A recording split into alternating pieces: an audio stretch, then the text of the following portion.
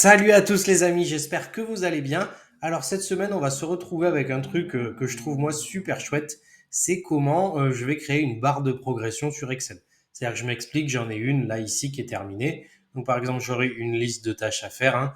Et si jamais je coche, hein, sur les petites cases que j'ai créées, eh ben, vous voyez, la barre de progression va se remplir comme ça jusqu'à arriver à 100%. Alors je vous propose d'essayer ça ensemble cette semaine. Vous allez voir, c'est pas très compliqué à mettre en place et puis c'est plutôt chouette.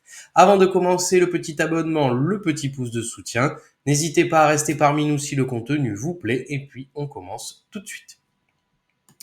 Alors, j'ai récupéré une liste des tâches vide, hein, du coup, je vais repartir du début. Alors, donc, j'ai ma petite liste de la tâche ici, hein, téléphoner au dentiste, envoyer un mail au directeur, bloquer le téléphone de la belle-mère, envoyer bouler le responsable, etc. Donc, hein, le quotidien de tout un chacun, hein, j'ai envie de dire.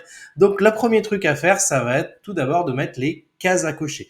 Alors, pour mettre les cases à cocher, il faut aller dans le développeur ici. Si vous l'avez pas, il faut faire fichier, options, et dans personnaliser le ruban, il faudra cocher développeur ici si jamais il n'est pas activé.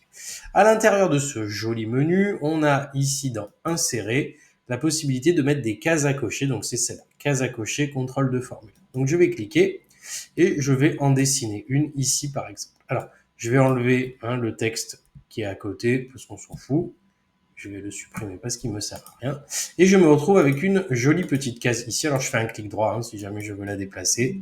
Donc je vais essayer de la mettre à peu près au milieu. Allez, on va dire que c'est bien.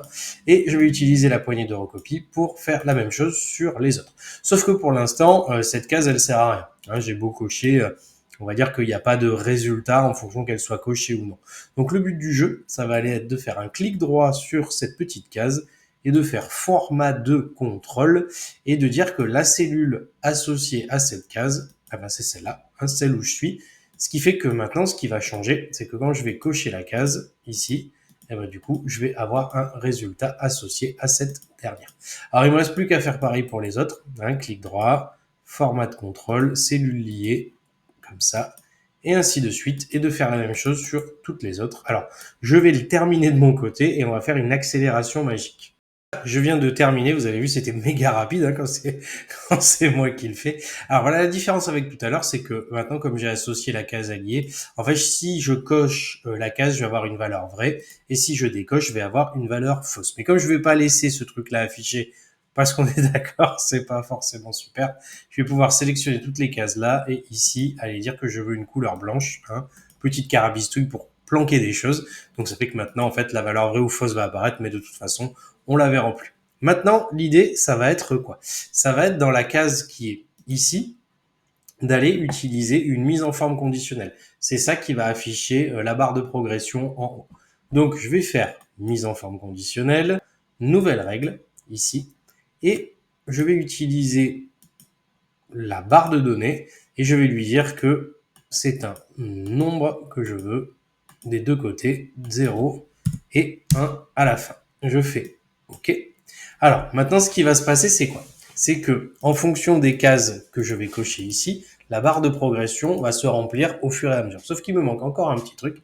Il me manque à faire une petite formule ici qui va permettre de faire une moyenne de tous les vrais ou les faux qu'on va avoir à l'intérieur. Donc, du coup, il me reste plus qu'à faire égal moyenne, ouvrir ma parenthèse, aller chercher toutes mes cases là et multiplier par 1 à cet endroit, terminé. Et j'obtiens un résultat. Alors, ma cellule était déjà formatée en pourcentage, sinon vous aurez un nombre ici. Donc vous allez voir que quand je coche, vous voyez que le nombre monte, mais comme c'est pas très joli, on va aller prendre cette case là et la mettre plutôt en pourcentage. On peut enlever les virgules éventuellement. Et maintenant, c'est terminé. Vous voyez que dès que je coche ma case, il me compte un vrai supplémentaire, ce qui va faire monter le pourcentage jusqu'à arriver à 100%.